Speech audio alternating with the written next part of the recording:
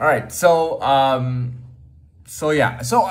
of all, I got my own apartment when I was 19 years old. Completed the 1 year lease, lived there for a year because I wanted to do it. But I'll tell you, at about 22 to 23 is when I started unconventional education. Now, how did I started quite responsibly. Okay, I started with something that was I started with Tony Robbins. Okay, I went to I like going to Chapters. Now, earlier I used to go to Chapters to read magazines. They had a Starbucks inside, so I could get a Starbucks coffee and read. And literally, I didn't even have to buy the magazines. I would just read them there. So they had new issues. They had like 30 new issues of magazines, every month. And there were ones on cars and all these amazing paint jobs and concepts and all classes of cars. There were fitness magazines all about working out and everything. There was just you name it, And I would just get a coffee, sit there and just read and read and read and read. That was pretty much the first time in my life that I actually seriously read magazines. Now, I discovered a self-development a section, which is a small section in the bookstore, a very large bookstore called Chapters. Now, I started conventionally. I started with Tony Robbins. Tony Robbins was supposed to be a guru, and he was supposed to be a very nice guy. Okay, he was in Shallow Hal, where he does magic on Shallow Hal and makes him see the beauty of the inside versus the outside of the women. I think people might remember that. So yeah, he came off as a very friendly, nice guy. Now, he had a book called Awakening the Giant Within, and there was another one, like big, like 700-page books. I bought both those books, and I bought his audio tape, and I listened every day. And then I went into Zig Ziglar, I went into Jim Rohn, who else was there? There was Richest Man in Babylon by George S. Clason, which was about, like the secrets of money making and financial and all that stuff.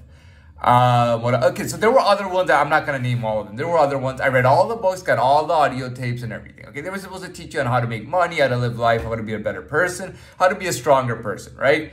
I went through them religiously. I think I spent 6 months to a year every day. Like they said that you should wake up at 5 a.m. in the morning and start reading and listening. So I literally did that. I'll tell you one thing that did actually help me. Zig Ziglar is a smart guy. His book turned me into a fantastic salesman. I'll be honest about that. I mean, everybody knows that Zig Ziglar is probably one of the only legit guys out there. I'm sorry, I know. Okay, Tony Robbins does great stuff, but I think he's more for like athletics and things. He's helped out UFC champions and UFC fighters. You know what I mean? And he's helped a lot of top level athletes. He's all about this attitude and getting in your brain and becoming better, stronger, performing better, which is cool. So I did do that, and I did the Zig Ziglar, and it's all cool, right? I started getting into after I left that stuff because I was like, it's not going anywhere. It's not. I'm at level 1 right now still. I read all these self-development books and I'm still at level 1. So now what I get into, Claude Bristol, right? The Magic of Believing, right? Apparently, Liberace is supposed to be a very famous musician. He claims that reading that book led him to his fortune and success and fame. And then there was another woman too, I forgot her name. She claimed the same thing. Okay. The Magic of Believing okay. So I didn't listen to the official tape, and I didn't watch, and I didn't read the book. There was a video on YouTube with the Superman clip when Superman discovers some kind of kryptonite or something in a cave, and he sees this big vision of this this alien man who's talking to him. So as Superman listens to him, and the guy talks. Now what they did is they put the audio tape of Claude Bristol over it with background music that was kind of like spooky, Eureka type of music. And so I watched it and I couldn't stop watching. I watched it every night, all the time. I was told to shut it off, that this is stupid. I never stopped it. I kept watching it, the magic of believing. The whole idea was, if you believe, you can achieve, right? That's all it was. There's nothing else. But the thing is that that's step 1. Nobody can give you your step 1 to 10. Nobody can give you those steps. I'll tell you right now, nobody can give you those steps. You have to figure them out on your own. It's called trial and error, but you have to figure those steps on your own. Now, the number one step is believing, okay? Because the number one step, in order to do anything, you have to believe or be confident, okay? If you're nervous, if you're second guessing, it might not be for you, right? But if you're believing it and you have the confidence, that's step number one, okay? After that, there's like 100 steps, all right? But he got me into step one, right? Again, level one, right? I got step one of level one. And that actually led me into, so I got that job as a salesperson. No, this is after the job as a salesperson.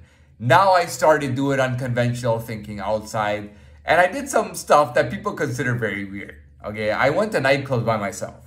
The reason I did that is because I used to go to nightclubs with groups of people or people that I knew, right?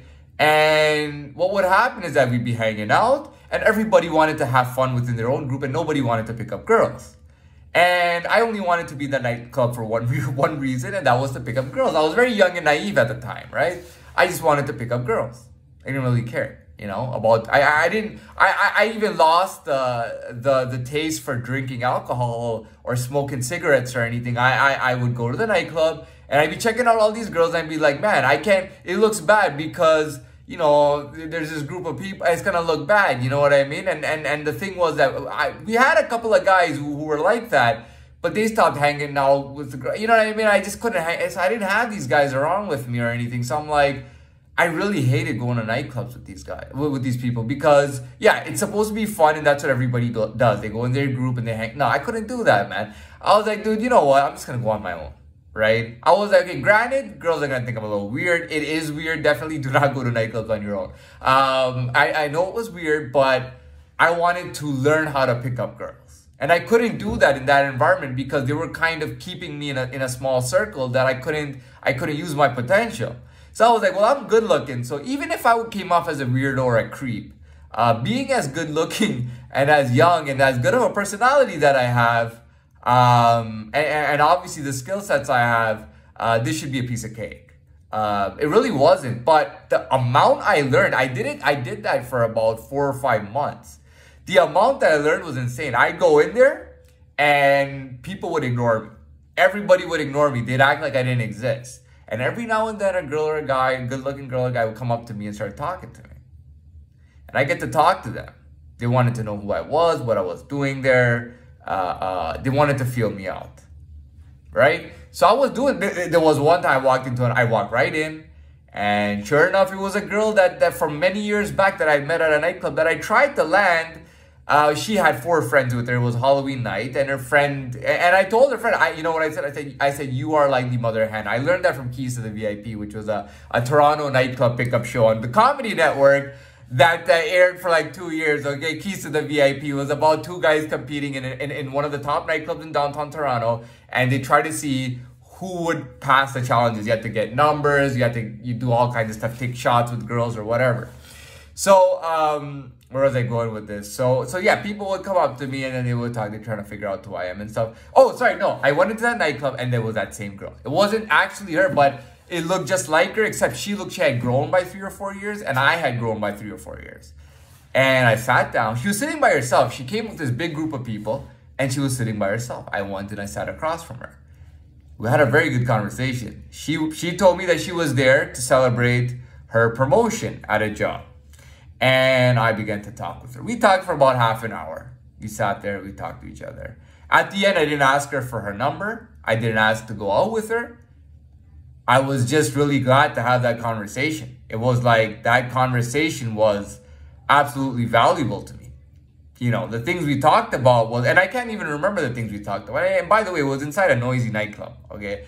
And we're sitting there, it was kind of a lounge, and we're sitting there across from each other, and we're talking to each other. And the funny thing is, she had this big group of friends, or coworkers, or whatever they were, and it was just me and her talking to each other. Versus everybody's hanging out here, everybody's hanging out there, but it's me and her talking to each other. I do remember, I tried to pick, what happened was that I caught a taxi to go back to my hotel on Halloween night in downtown Toronto, and I had gotten 2 girls' numbers in there, by the way. But anyways, I get into the taxi, and you could not get a taxi. There were so many people that the hotels were booked up. All the clubs were full. If you walked in downtown, if you drove by downtown Toronto, all the nightclubs had lineups of like 30 or 40 people.